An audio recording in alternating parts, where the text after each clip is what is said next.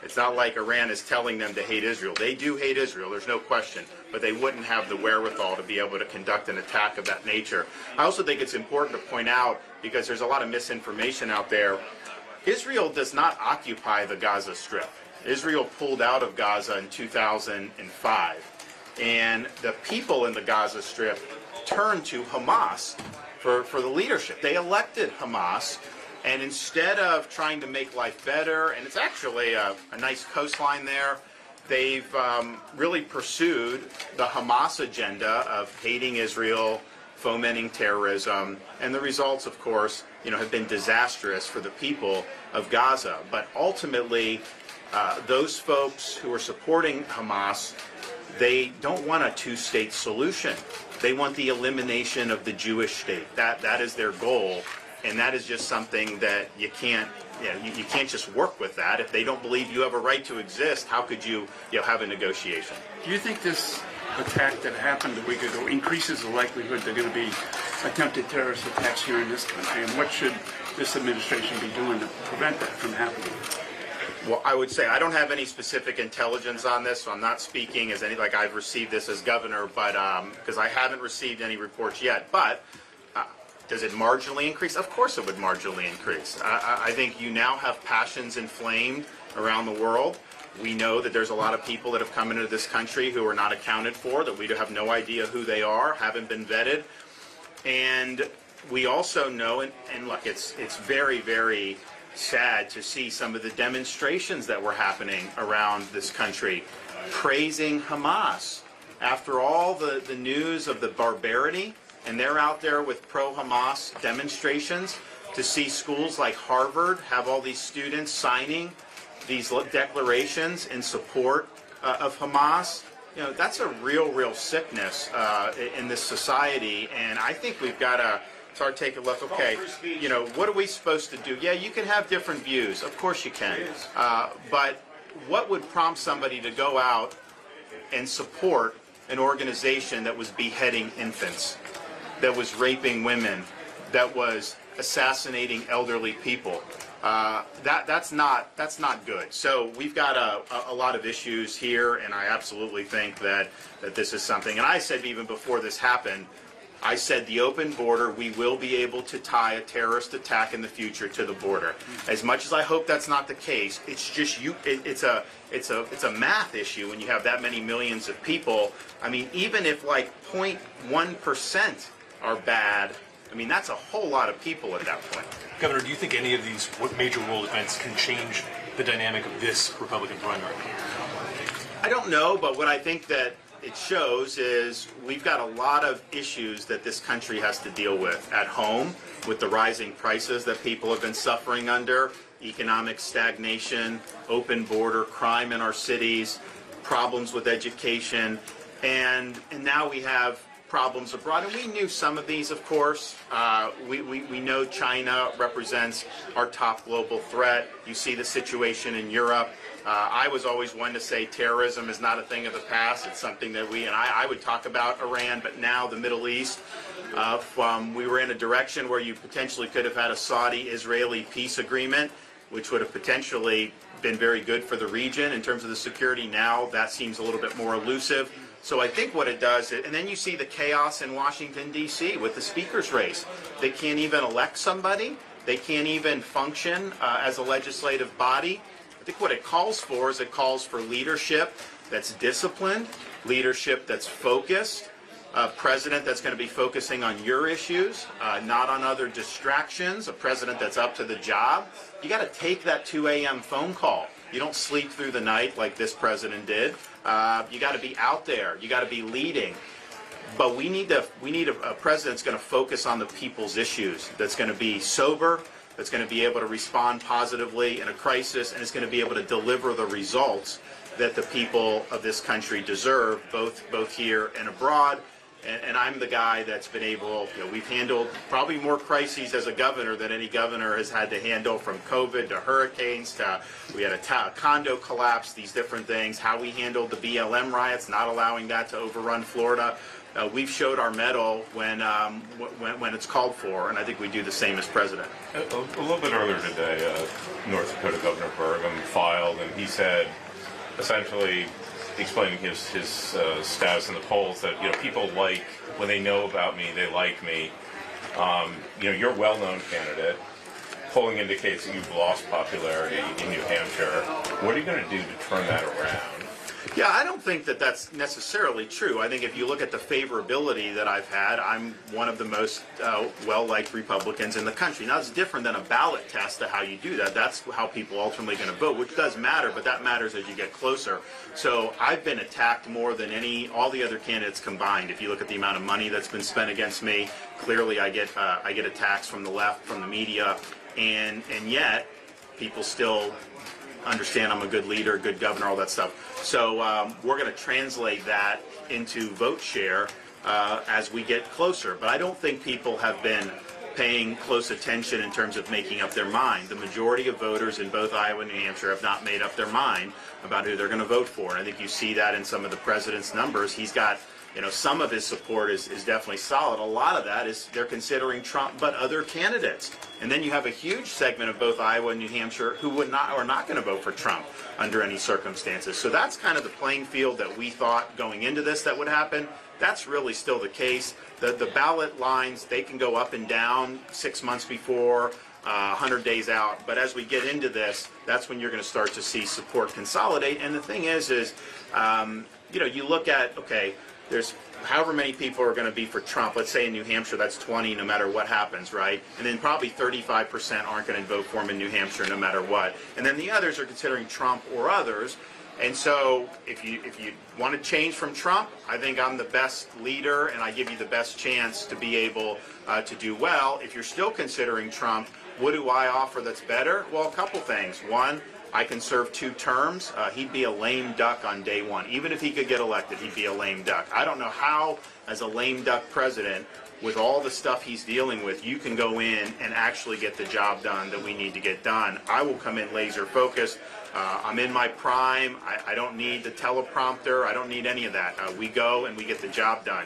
Very important. Also, deliverables. I've delivered more for Republicans, conservative ideas, America First principles than anybody running. Everything I promised I'd do in Florida, I did. We got it done. But we did it in a way where we built this massive coalition to win 60-40 in a state that had always been evenly divided. That's what you need to be doing. And I think the former president as the nominee would end up, the whole election would be about him and this and that, and it wouldn't be about the issues that people are concerned about, and that would give the Democrats a huge advantage in the general election, and I don't think that that's something that we want to do. And then also just we do need to pass the torch here. I mean, I look in Washington, you see all these people that are serving in their late 70s, 80s. It's like, I think we should have term limits for members of Congress. I think that we should be in a situation where people aren't hanging on and clinging to power so long. And we see what's happened with Biden from where he was 4 or 5 years ago to where he is now. And we need an energetic executive, and I would provide that. Are you going to focus on Iowa or New Hampshire? We're going to do both. I think we're all in on all the early states. I think just structurally the way we've done up to now is I'm doing the full Grassley in Iowa. It's very important. It's akin to people in New Hampshire. You do the town halls. There's certain things that matter, and if you're not doing those, and I think going to all 99 counties there is a tradition that sets you apart. I'm the only candidate that's doing that, and that's going to benefit me. So we've knocked out the vast majority of that. I don't want to finish it now because I want that 99th county to be a big splash as we get closer to caucus. But we knew we were going to put a lot of emphasis on that. And then September, I had to deal with the hurricane and some other things, so I wasn't able to get to New Hampshire. We had the debate in the West. We should be doing these Republican debates in New Hampshire and in Iowa, since we're going to be there anyways. I mean, I love the Ronald Reagan, I love the library, but to go all the way out there, we were out there for a week, which is fine. We did our thing.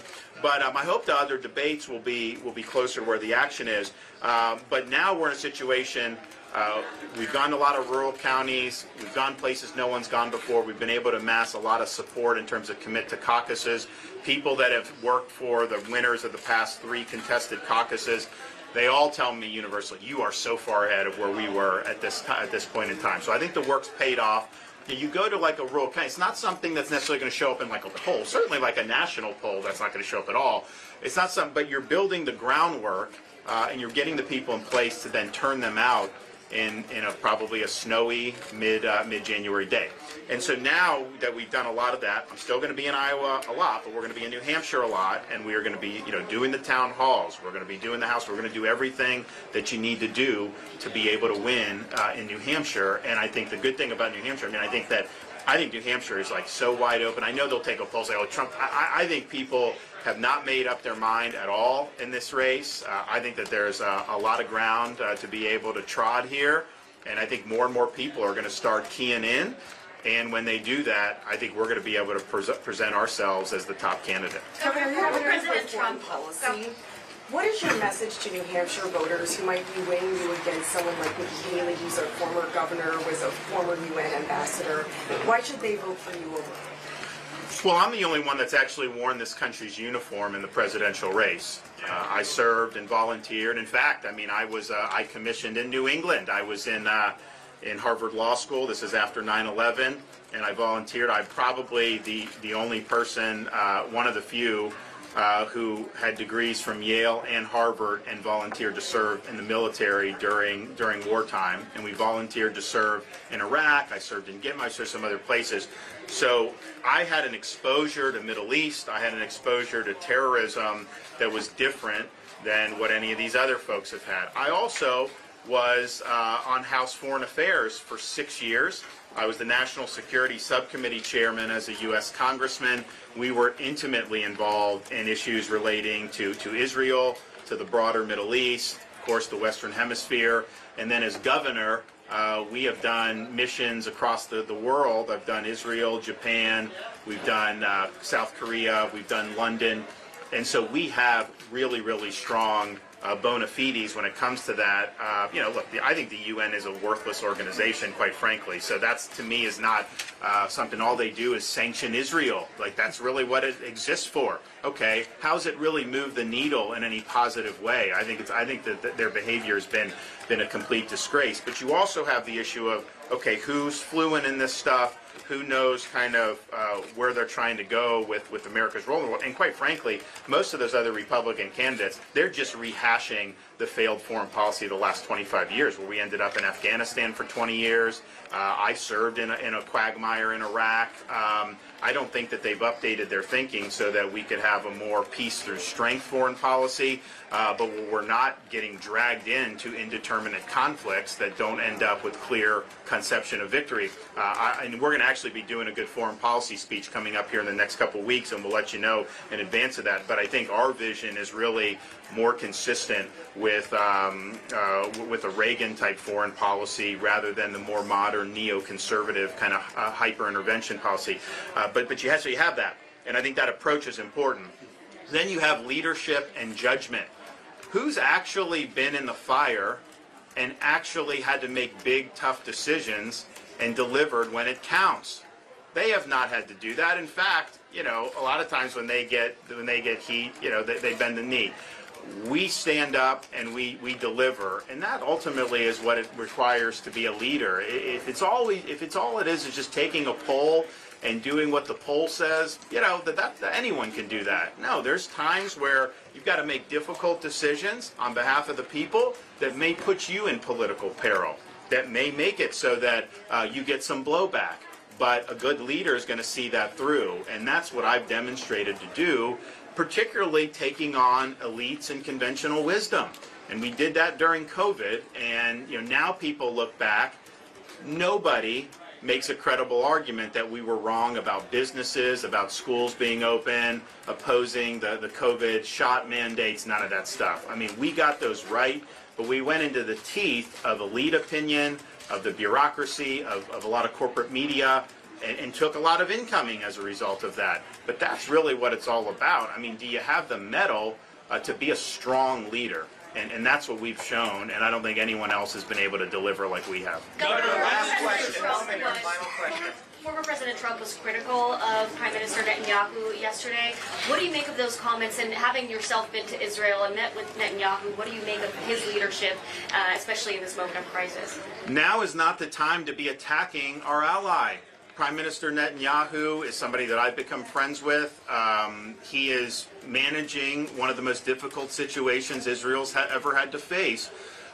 You may have a personal vendetta or beef with him, but is that really the time to be out there doing that and to be attacking the Israeli defense minister? I don't think so. So we're standing behind Israel. We want them to be able to defend themselves, and we want them to be successful in this conflict. But you're not going to find me throwing verbal grenades at the Israeli leadership. It's easy to kind of do that. You can always second guess people, but that's not what we need now. What we need is to come together, and we need to win a victory. We need Israel to win the victory, and we will be supporting their right to do so. Okay, thanks everybody. Thank you. Thanks, Senator. Additional labor between the pack and in here. A lot of people are can go to about basic stuff. No? Like, how do you not coordinate the pack? How are you guys doing?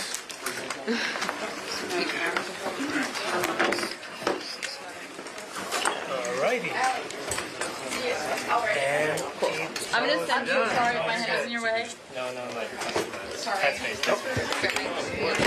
No, we're all in it together. Careful, there's wires.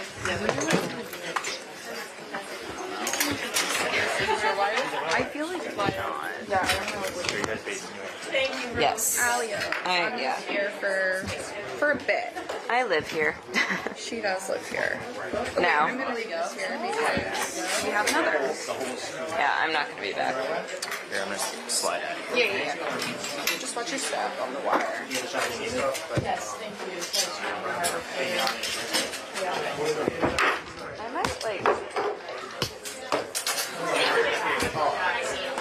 I might just go out here and see what's going on. I just need to get my laptop. What's that? Okay, thanks. Yeah, there's multiple ways out. I'm